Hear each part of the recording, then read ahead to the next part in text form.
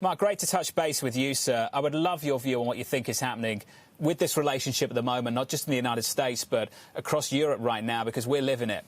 Yeah, not good. The trend lines here don't look very good. We are seeing infections start to rise throughout much of Europe and increasingly throughout much of the United States. And the healthcare professionals obviously are warning us that given the colder weather, people going indoors, more likely to see more infections going forward. So the healthcare crisis, the pandemic rages on, and obviously the headwind to the economy is quite significant as a result.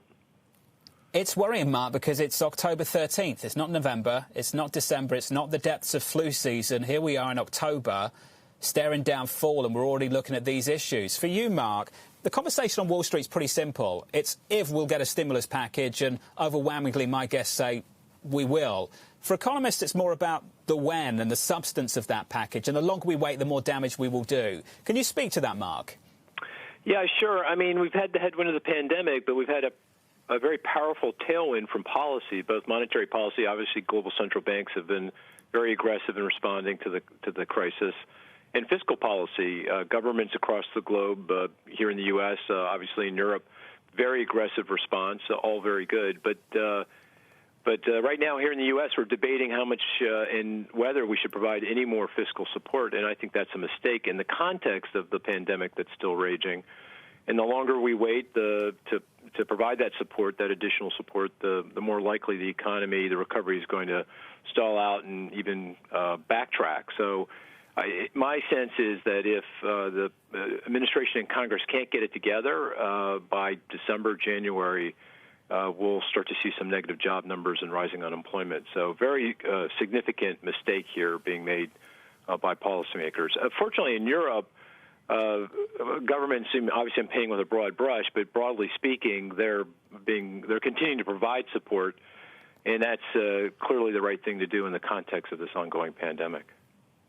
Mark, just on the fiscal aid in the United States, one thing I'm still struggling to get my hands around is how much aid is still in the tank. We saw savings absolutely explode. Clearly, not all that money was spent over the last several months for much of this year. Mark, how much is left?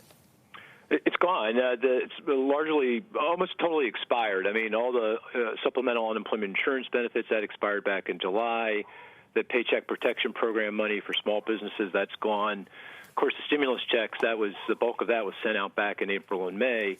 Now, you do still have people who have saved that money, but, generally those are higher income households that didn't need to spend it. It's the lower income households that blew through that stimulus money and don't really have anything in the tank, as you say. Well, that's what I'm getting at, Mark, the consumers and how much money they've actually got left to spend. And I'm trying to understand from your perspective, we avoided an income shock becoming an income crisis and turning into a huge deleveraging process for many companies and the bankruptcies that could have been a whole lot worse. Do you think this time around the nature of the next dip, so to speak, if we don't get the stimulus, could be quite different?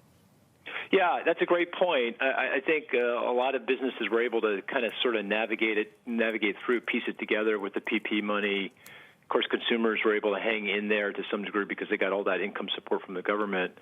Now, this go around, particularly if the pandemic intensifies here and infections rise, and we have to go back to limiting business activity, it's going to be very difficult for these businesses to make it through. We'll see more business failure. And the scarring effects, as economists say, will be much more significant, make it much more difficult for the economy to get back on track and to get back to full employment on the other side of the pandemic. So you're absolutely right. The second time at this may not be nearly as graceful as the first go-around because we're just not getting that support.